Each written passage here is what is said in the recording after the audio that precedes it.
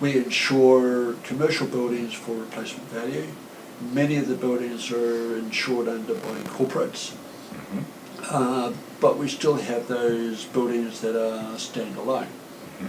And now we also have issues in regards to the buildings being earthquake proof up to a certain level. Yep.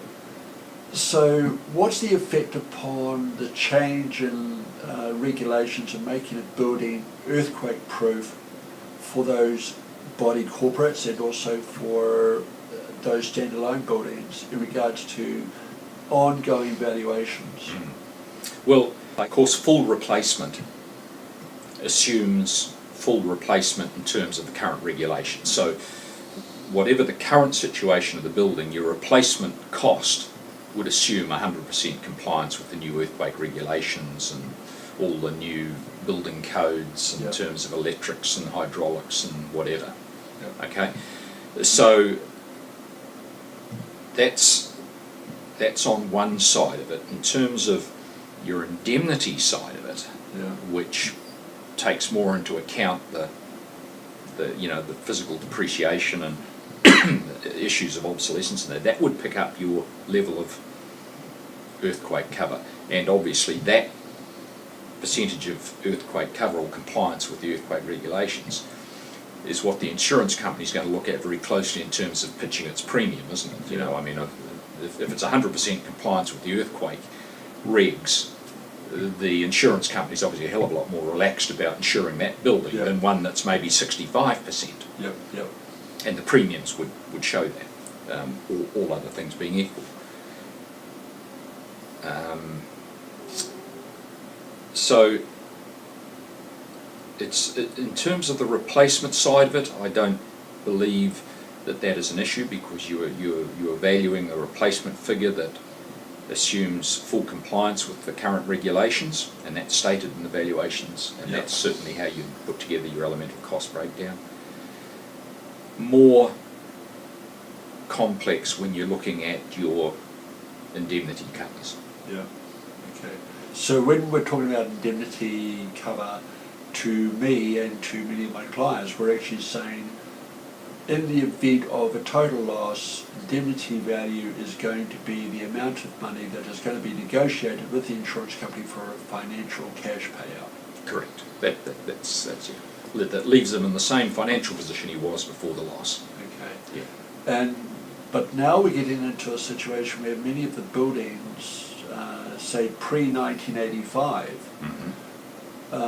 the indemnity values are now falling below a certain threshold placed by the insurance company of either 30% or 25%, and they're now saying, no, we don't want to have a bar of this.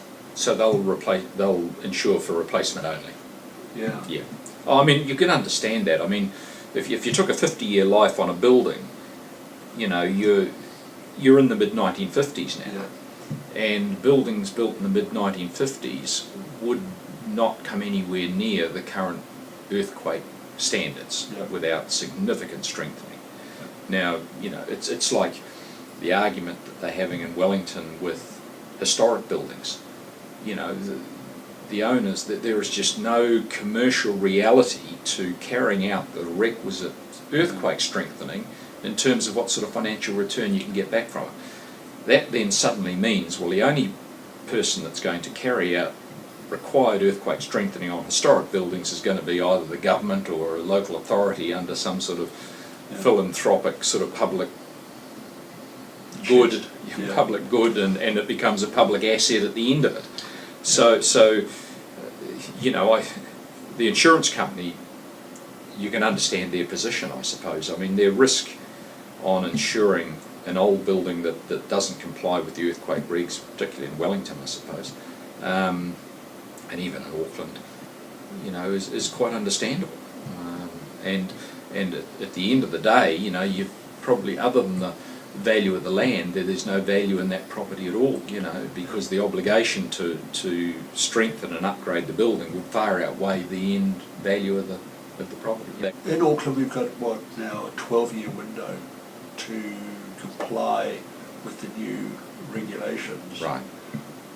from feedback of in your particular sector of the industry, are we progressing towards becoming compliant, or are people sort of burying their heads in the sand and saying, hopefully by the time the 15-year period comes up, I've gone? Look, to be honest, I haven't had any feedback on that at all, really. Most of the stuff that I've been valuing for insurance purposes has not had an issue with earthquake compliance. I mean, a lot of the stuff, for instance, up around Albany here is all 15, 20 years old. It's all pretty good. And the same with a lot of the sort of the fringe stuff around the CBD, the Graftons and the College Hills and that. I mean, a lot of that stuff was built, in the 1980s, 1990s, and it, with the 1970s, the first real upgrade in building codes to reflect earthquake issues came into force, and so most of the stuff built after the 1970s has actually got a pretty high level of compliance with the current regulations. So, and Auckland doesn't really have the level of sort of historic buildings, say, like the Wellington does it? I mean, most of it seem to have been knocked over and new buildings built. One of the other things we've discussed in the past, Brian, is indemnity periods for loss of rents, but also for the rebuild of properties. And many business owners still have this viewpoint that it's only going to take 12 months for a building to be rebuilt. But due to earthquake down in Christchurch, we know that that's not correct, and we also know from the housing market that to get building consents, etc., it takes 8-9 months before any work starts to get the consent through.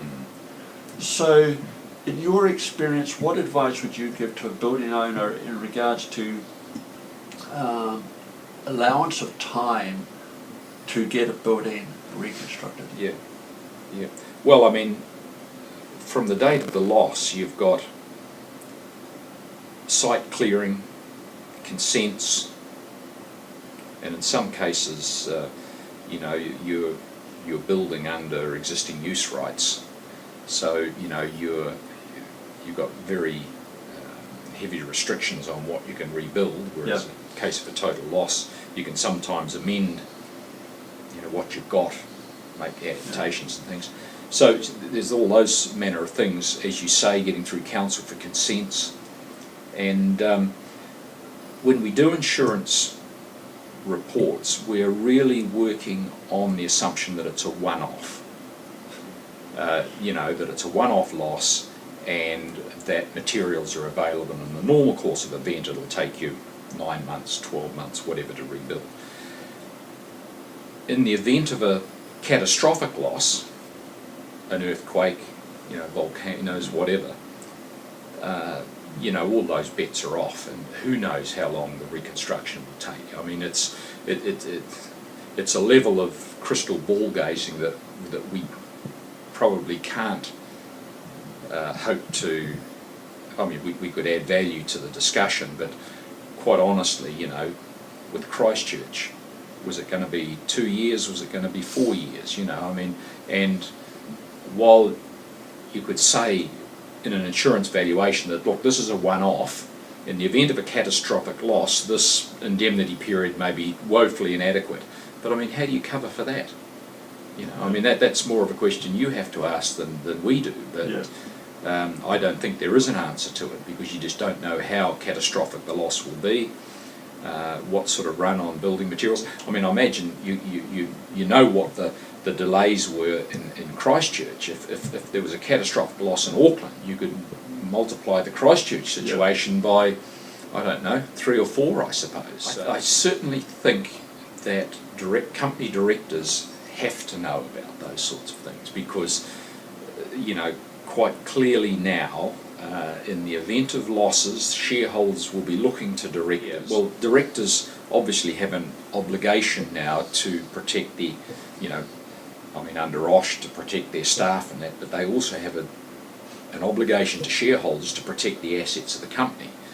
And so all of those risks need to be put in front of them, and they need to make decisions on what level of cover or how they're going to deal with it. Now, they may well say, look, we believe that's an unreasonable level of insurance cover to put in place. We think if we insure for, you know, the indemnity period is 2.5 years just based on, you know, demolition and new consents and construction or the rest of it, maybe add 6 months on as a risk premium.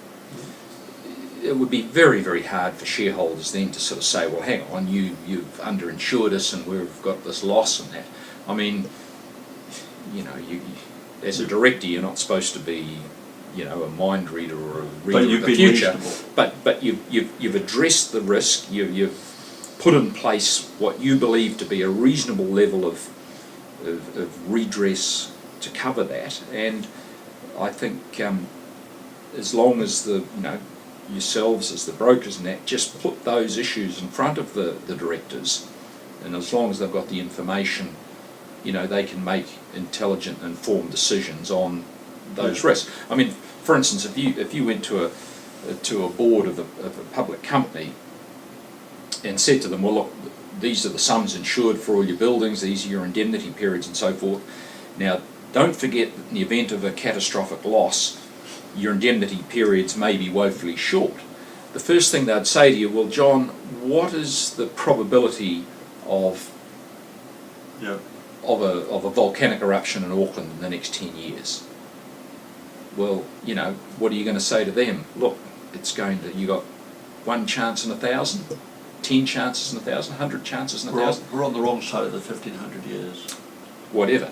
So then they can, with that information, they can say, well, okay, the probability of a volcanic eruption in Auckland, which is going to be our major source of loss, potentially, you know, other than maybe fire or something like that, but and then they can make informed decisions based on those risk probabilities. Brian, thank you very much for your time, and I'm sure that the information that you've got will be greatly appreciated by all the people that will listen and watch.